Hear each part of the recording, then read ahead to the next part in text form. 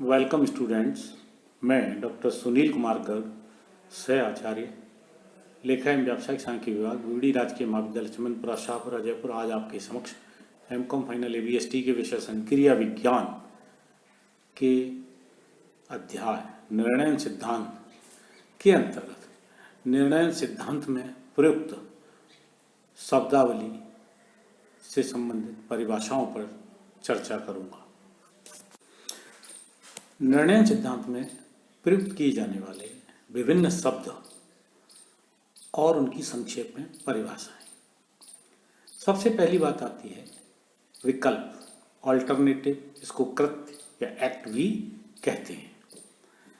निर्णयकर्ता के पास जितने विकल्प उपलब्ध होते हैं उनको हम विकल्प, एक्ट्स, ऑल्टरनेटिव्स कहते हैं और इन्हीं विकल्पों में से उस निर्णयकर्ता को अनुकूलतम विकल्प का चुनाव करना होता है।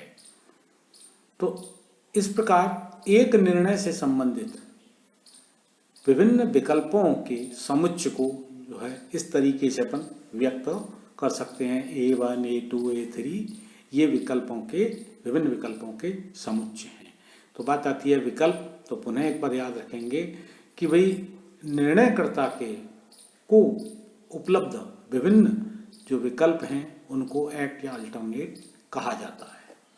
दूसरी जो शब्द आता है वह है घटनाएं। विकल्प का चुनाव जो है उससे संबंधित भावी घटनाएं जो हैं उनको इवेंट या स्टेट ऑफ नेचर कहलाती हैं। निर्णयकर्ता का इन भावी घटनाओं पर कोई प्रभाव नहीं होता है। ये घटनाएं विकल्प की सफलता की संभावना को निर्धारित करती हैं और विभिन्न घटनाओं के समुच्चय को E1, E2 के द्वारा अभिव्यक्त किया जाता है। निर्णायक की जो प्राप्तियां हैं, निर्णायक की प्राप्तियां उसके द्वारा चुने गए विकल्प एवं भावी घटनाओं के संयोगों पर निर्भर करती हैं। जैसे अगर कोई निर्णायक A1 विकल्प को चुनता है और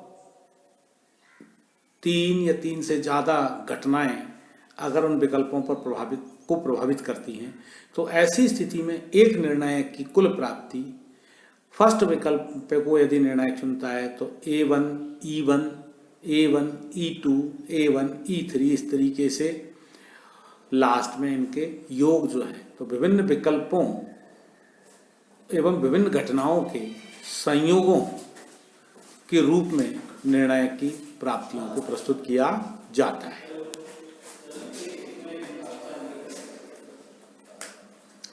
विकल्प त्याग की लागत। किसी घटना से संबंधित विभिन्न विकल्पों में से निर्णयकर्ता को सर्वोत्तम विकल्प चुनना होता है और लाभ का वह भाग जो निर्णयकर्ता द्वारा दी हुई परिस्थिति में सर्वोत्तम विकल्प न चुनने के कारण छोड़ना पड़ा है या पड़ता है उसे विकल्प त्याग संबंधी हानि या विकल्प त्याग की लागत कहते हैं।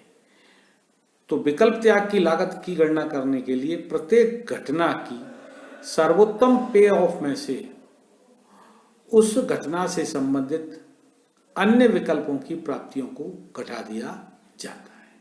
तो इस प्रकार आज हमने चर्चा की कुछ शब्दों की जो निर्णय सिद्धांत के अंतर्गत प्रयुक्त किए जाते हैं। आशा करता हूं आपके समझ में आया होगा।